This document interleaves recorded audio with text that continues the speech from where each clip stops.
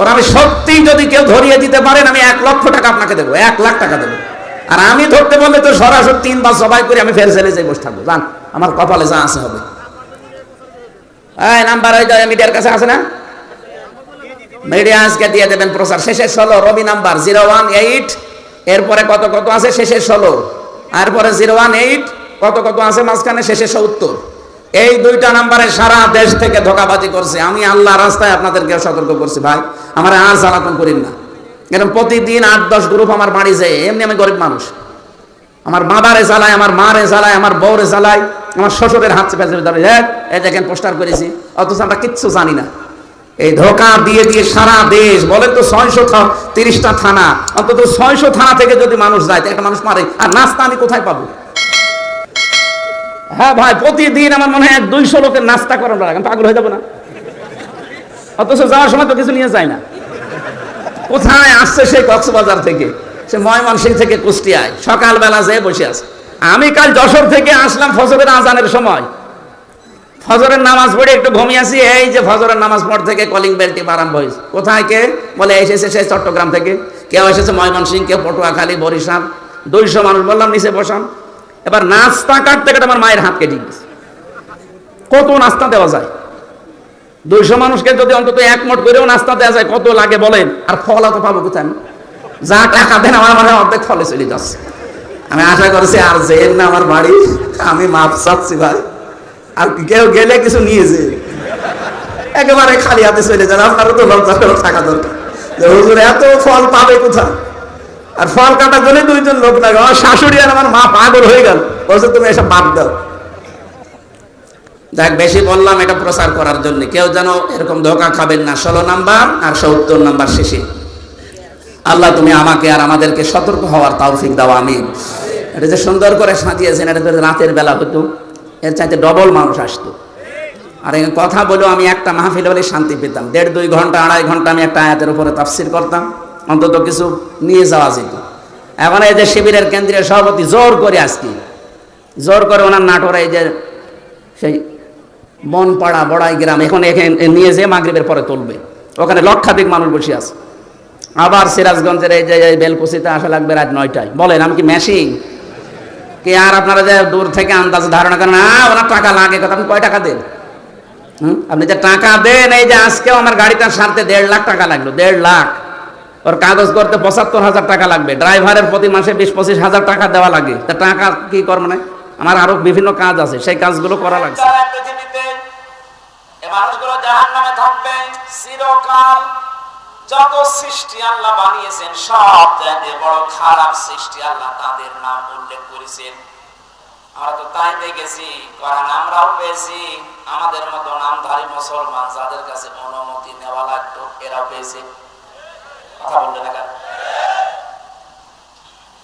আজকে ইসলামী ব্যাংকের এক অফিসার এসেছিল দেখা করার জন্য একটু আগে।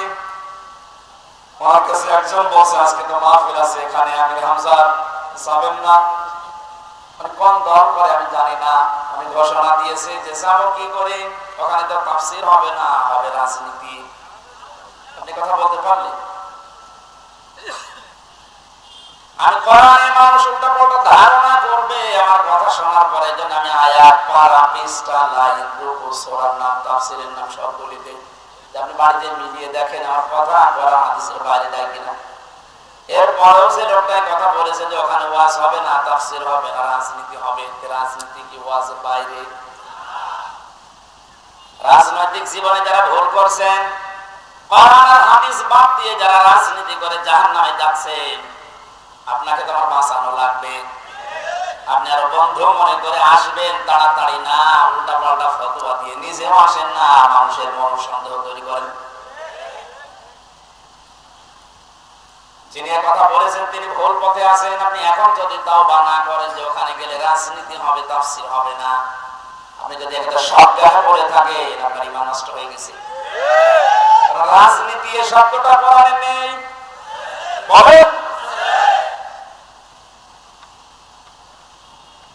শুধু তাসবিহ আদায় করার জন্য, শুধুমাত্র নামাজ পড়ার জন্য, জিকির করার জন্য যদি আল্লাহ আমাদেরকে বানাতেন, তাহলে কোরআন শরীফে প্রায় 9 জায়গায় কথাটা আছে সাব্বাহা লিল্লাহি ফিস সামাওয়াতি ওয়া মা ফিল আরদ। আসমান আর জমিনে যা আছে সব সৃষ্টিগুলো আমি আল্লাহর তাসবিহ আদায় করছি।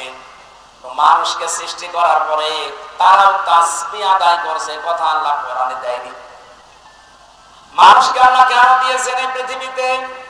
ইন্নী জাইলুন ফিল আরদি খলিফা, অবশ্যই জমিনে আমি প্রতিনিধি পাঠাবো, খলিফা।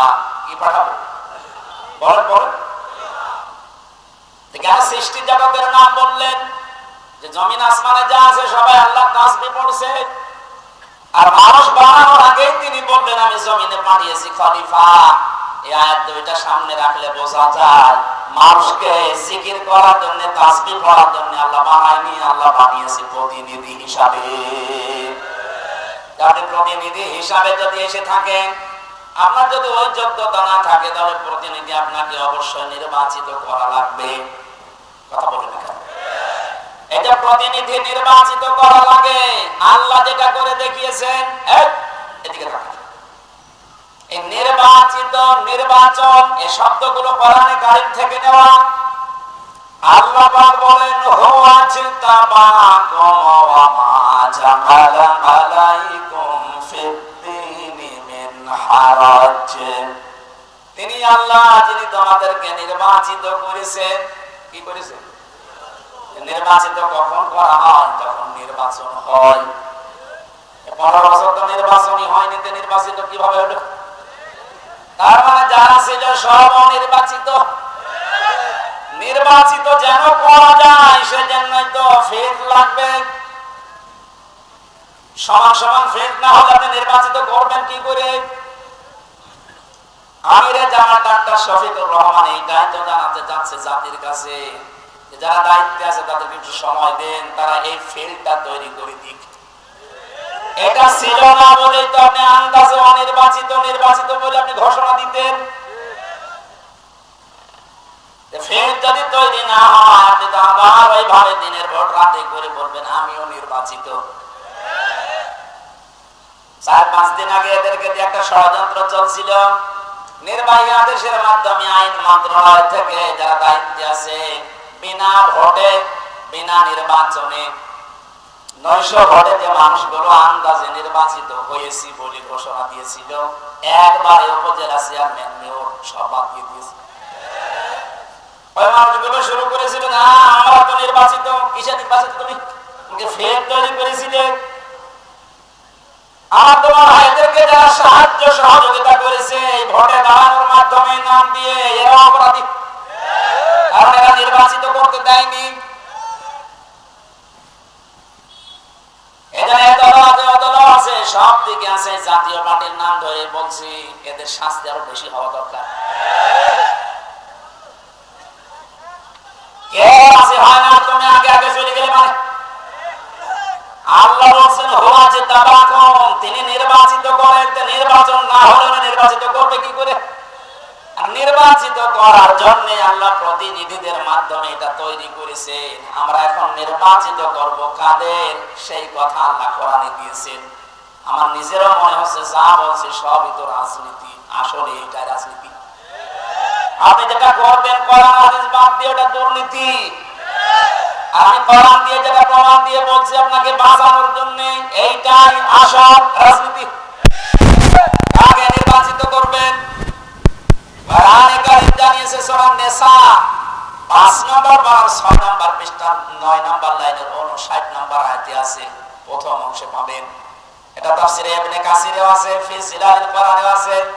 ব্যাখ্যাগুলো লম্বা করে বলতে গেলে সময় যাবে আর কণ্ঠ পারবে না, এইজন্য আমি খুব সামারাইজ করছি, বোঝার জন্য বলছি। ইয়া আইয়ুহাল্লাযীনা আমানু